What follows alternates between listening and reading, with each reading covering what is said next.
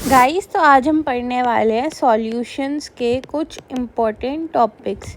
तो सॉल्यूशंस में सबसे पहला जो है हमारा आता है टॉपिक मोलैरिटी। मोलैरिटी क्या होता है? Number of solute present in 1 litre of the solution. इसको आप याद कैसे करोगे? मोलैरिटी आ रहा है, रिटी आ रहा है और लीटर आ रहा है, कुछ सेम साउंड से मिला करे, तो इसलिए यह हो जाएगा number of moles of the solute upon में volume of solution in 1 litre. ये जो है प्रेशर टेम्परेचर के साथ चेंज करते हैं, क्योंकि वॉल्यूम जो होता है टेम्परेचर पे डिपेंडेंट होता है। इसका डाइल्यूशन के लिए क्या कॉन्सेप्ट लगेगा? m1v1 equal to m2v2। और इसको अगर हम खोल के देखेंगे तो नंबर ऑफ मोल्स क्या होता है?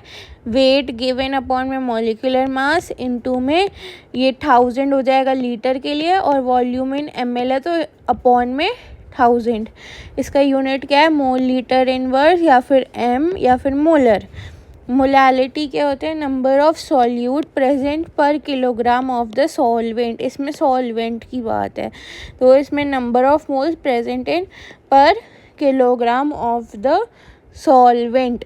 तो अगर नंबर ऑफ मोल्स को खोलेंगे तो वेट अपॉन में मॉलिक्यूलर मास इनटू में weight of the solvent, in grams में है तो अपॉन में इनटू में 1000 आ जाएगा। इसका यूनिट क्या होगा? मोल पर केजी। यहाँ पे मोल है और यहाँ पे अपॉन में केजी है, तो फिर क्या हो जाएगा? मोल केजी इनवर्स और या फिर मोलल। अगर नॉर्मेलिटी की बात करें, क्या होता है? Number of gram equivalence in 1 litre of the solution. Main जो इम्पॉर्टेंट है, आप मोलैरिटी और मोलैलिटी याद रखना, ये हर बार पूछा जाता है। हेनरीज लॉ क्या होता है? विलियम हेनरी ने दिया था इन द 19th सेंचुरी। उन्होंने क्या कहा था? जो हमारा प्रेशर होता है वो डायरेक्टली प्रोपोर्शनल टू सॉल्युबिलिटी होता है। तो फिर अगर कांस्टेंट हटाना चाहूँ तो क्या आएगा? KH इंटू में X। तो यहाँ पे इन्होंने क्या कहा था? KH बढ़ेगा तो टेम्परेचर बढ़ेगा, और अगर सॉल्युबिलिटी कम होगी तो KH इंक्रीज होगा। क्योंकि ये देखो ना, ये हो जाएगा PH अपॉन में KH इक्वल टू में सॉल्युबिलिटी। तो ये KH बढ़ेगा तो फिर सॉल्युबिलिटी कम हो जाएगी, इन्वर्सली का आ जाएगा। ठीक है, साइंटिफिक और इंडस्ट्रियल एप्लीकेशन भी होता है इसका। और अगर हम बात करें, इसका एप्लीकेशन स्कूबा डाइवर्स में देखने को मिलता है। इनॉक्सिया जो हाई एल्टीट्यूड्स पे बीमारी होती है उसमें, और सोडा कैंस जो है हाई प्रेशर पे हम बनाते हैं। राउल्स लॉ क्या होता है? लिक्विड इन लिक्विड सॉल्यूशन के लिए आता है, और ये आइडियल बिहेवियर होता है। ये देखो, ये ग्राफ है, इंपॉर्टेंट है, ये आइडियल बिहेवियर के लिए है। 19th सेंचुरी में दिया था। इन्होंने क्या कहा था कि PA is equal to XA dot PO। यहाँ पे XA क्या है? Mole fraction of the solvent, और PA क्या है? Vapour pressure of the solution. अगर हम आगे बात करें, वेपर प्रेशर जो होता है सॉल्वेंट का ज़्यादा होता है as compare to solvent plus solute, क्योंकि इसमें 2 का आ जाएगा ना। लिमिटेशंस क्या है? ये सिर्फ आइडियल सॉल्यूशन के लिए वर्क करता है। वेरी डाइल्यूट सॉल्यूशन जो है ओबे करता है up to a reasonable extent पे। देखो, A+B मिलकर बनाएंगे सॉल्यूशन। डेल्टा H मिक्सिंग 0 है, S जो है पॉजिटिव है, डेल्टा V मिक्सिंग 0 है, डेल्टा G मिक्सिंग नेगेटिव हो जाएगा। और ये जो है AB रिएक्शन जो है, ये सारे इक्वल होंगे for ideal solution. Positive deviation में क्या होता है? प्रेशर जो होता है वो ज़्यादा होता है as compare to pressure of Raoult's law. इसमें वीक अट्रैक्टिव फोर्सेस होंगी बिटवीन द हमारे सॉल्यूट एंड सॉल्वेंट। इसमें जो है AB के इंटरेक्शन जो है वीकर होंगे as compare to AA and BB। मतलब कि AA और BB की इंटरेक्शन ज़्यादा होगी एज़ कम्पेयर टू AB की इंटरेक्शन। ये कौन सा है? पॉजिटिव डेविएशन में आएगा ये। अगर हम नेगेटिव डेविएशन की बात करें तो इसमें ऑपोजिट हो जाएगा कि AB की इंटरेक्शन स्ट्रॉन्ग होगी as compare to AA and BB। ये जो है स्ट्रॉन्ग अट्रैक्टिव फोर्स है, और इसमें डेल्टा H मिक्सिंग नेगेटिव होगा और नेगेटिव होगा V mixing. Delta S mixing मतलब एंट्रोपी, वो पॉजिटिव हो जाएगा। डेल्टा G मिक्सिंग भी नेगेटिव। ये देखो, पॉजिटिव डेविएशन है तो पॉजिटिव हो गया। ये आइडियल के लिए था ये वाला, फिर पॉजिटिव हो गया। अगर नेगेटिव की बात करें, ये देखो, ये आइडियल था और अगर नीचे जाएगा तो नेगेटिव हो जाएगा। ये ऐसे ही सब में होगा। पॉजिटिव डेविएशन के एग्जाम्पल है water plus methanol, water plus ethanol, chloroform plus tetra chloro और इथेनॉल और साइक्लोहेक्सेन या फिर hexane, ethanol plus acetone, acetone plus carbon disulphide. ये देखो वाटर प्लस HCl जो है नेगेटिव डेविएशन का, और सारे एसिड्स जो है वो इसी में आएंगे, HNO3 और कीटोन और एनिलीन, फिनॉल, क्लोरोफॉर्म, ये सब आएंगे हमारे नेगेटिव डेविएशन में। अगर हम बात करें एजियोट्रॉप्स जो होते हैं वो नॉन आइडियल सॉल्यूशन होते हैं। इनमें दो आते हैं, मैक्सिमम बॉइलिंग और मिनिमम बॉइलिंग। मैक्सिमम बॉइलिंग में क्या होता है, नेगेटिव डेविएशन होता है जैसे कि HNO3 और वाटर का, और मिनिमम बॉइलिंग पॉइंट में पॉजिटिव होता है जैसे कि इथेनॉल और पानी। अगर हम देखें सॉल्यूशन जो होता है दो कंपोनेंट से बने, सॉल्यूट और सॉल्वेंट। सॉल्वेंट जो होता है हम A से डिनोट करते हैं और सॉल्यूट जो है वो हम B से करते हैं। सॉल्यूट अगर नॉन वॉलेटाइल होता है सॉलिड्स का आ जाता है, वॉलेटाइल जो है लिक्विड्स होते हैं हमारे, जैसे वाटर, मिथेनॉल, इथेनॉल और ये बेंजीन रिंग, कार्बन ये। और अगर हम बात करें सॉलिड्स की तो इसमें यूरिया, ग्लूकोज, सुक्रोज आ जाएगा। सॉल्यूशन क्या है, होमोजीनियस मिक्सचर है। बाइनरी सॉल्यूशन जो होता है उसमें दो कंपोनेंट्स होते हैं। सॉल्यूट जो होता है वो डिज़ोल्व होता है इन स्मॉलर क्वांटिटी जैसे कि शुगर और सॉल्ट है, और अगर हम सॉल्वेंट की बात करें डिज़ोल्व होता है इन लार्ज क्वांटिटी जैसे कि वाटर, मिल्क एक्सेट्रा। ये देखो अगर गैसियस सॉल्यूशन है तो हम सॉल्वेंट जो है सारे तीनों में गैस लेंगे। अब गैस इन गैस का क्या है, ऑक्सीजन, नाइट्रोजन, एयर, जिसको हम बोलते हैं कॉमनली एयर। अगर मैं बात करूँ लिक्विड को अगर हम गैस में मिलाएंगे तो क्लोरोफॉर्म और नाइट्रोजन गैस आ जाएगा, सब में नाइट्रोजन गैस ही कॉमन है। अगर मैं बात करूँ सॉलिड और गैस की तो कैम्फर और नाइट्रोजन, मतलब कि एयर में जो है कपूर जो है वो डिज़ोल्व हो रहा है। लिक्विड सॉल्यूशन में लिक्विड जो है हम सॉल्वेंट लेंगे, इसमें देखो तीनों में पानी लिया मैंने। गैस अगर लिक्विड है तो वाटर प्लस H2 आ जाएगा, लिक्विड में अगर पानी है तो इथेनॉल और वो आ जाएगा पानी, जिसमें हम बेसिकली अल्कोहल को जो है डाइल्यूट करते हैं तो वो आ जाएगा इसमें।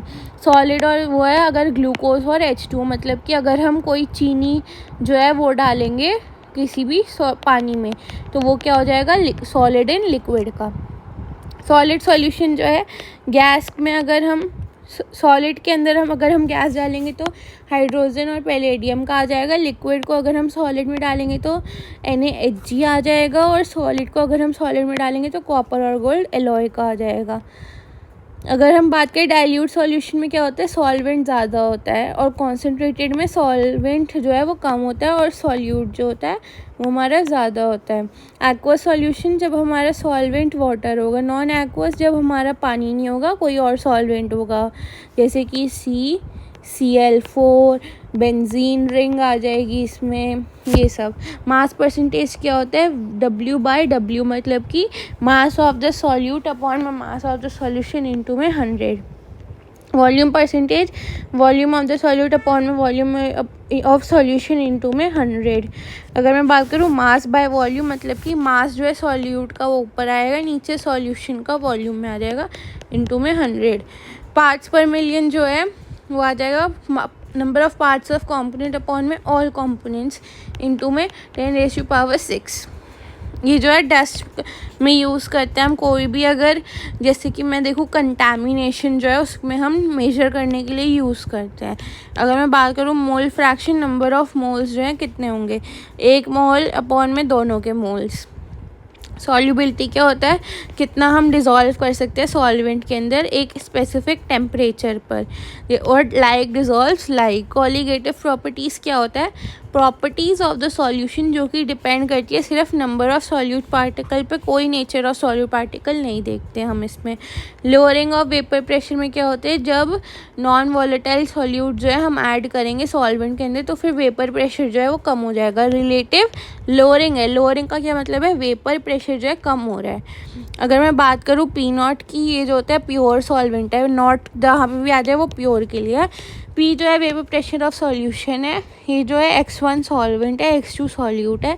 दोनों का अगर रिलेशन देखें जो हमने पढ़ा था P = X1 P0, तो रिलेटिव लोअरिंग क्या आता है, डेल्टा P अपॉन में P0 = X2। ये क्या है, सॉल्यूट की मोल फ्रैक्शन है। ऐसे ही अगर हमारा N1 जो है वो बड़ा है N2 से, तो P naught minus P upon में P naught is equal to N2 minus में N1, मतलब कि N1 बहुत ज़्यादा है। एलिवेशन इन बॉइलिंग पॉइंट मतलब कि बॉइलिंग पॉइंट जो है वो बढ़ रहा है। एलिवेशन का मतलब होता है बढ़ना, तो बॉइलिंग पॉइंट TB मतलब फाइनल जो है वो बढ़ रहा है एज़ कम्पेयर टू नॉर्मल, जो कि एट विदाउट सॉल्यूट है हमारा। ये जो होता है डेल्टा TB जो होता है वो डायरेक्टली प्रोपोर्शनल टू M होता है। M यहाँ पे क्या है, मोलैलिटी है। तो डेल्टा TB अगर मैं मोलैलिटी हटा दूँ तो delta TB is equal to KB upon में M। ये क्या है, मोलर एलिवेशन कांस्टेंट, या फिर इसको बोलते हैं ebullioscopic constant. Depression in freezing point मतलब कम हो रहा है, तो फिर TF नॉट जो है प्योर का वो पहले आ जाएगा, फिर TF फाइनल आ जाएगा। ये भी मोलैरिटी पे डिपेंड करता है, हटाएंगे तो मोलर डिप्रेशन कांस्टेंट या फिर क्राइसोपिक कांस्टेंट आ जाएगा। अगर हम बात करें ऑस्मोसिस और ऑस्मोटिक प्रेशर की, बायोलॉजी वाले स्टूडेंट्स को पता ही होगा, वैसे हम 9th-10th में भी पढ़ते हैं, ये तो पता होना चाहिए आपको। अगर हम इसकी बात करें, ये क्या होता है, flow of solvent molecules through SPM, इसको हम बोलते हैं ऑस्मोसिस।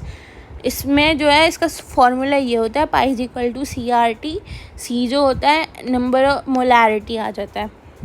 SPM क्या होता है, सेमी परमिएबल मेम्ब्रेन, जो कि अलाउ करती है सॉल्वेंट मॉलिक्यूल्स टू पास। जैसे कि अगर ये हमारा वो है, यहाँ पे सेमी परमिएबल मेम्ब्रेन है, कैसा सॉल्यूशन है हमारे, यहाँ पे कॉन्सेंट्रेटेड है, यहाँ पे नॉन कॉन्सेंट्रेटेड है, तो नॉन कॉन्सेंट्रेटेड से नॉन कॉन्सेंट्रेटेड में जाएगा।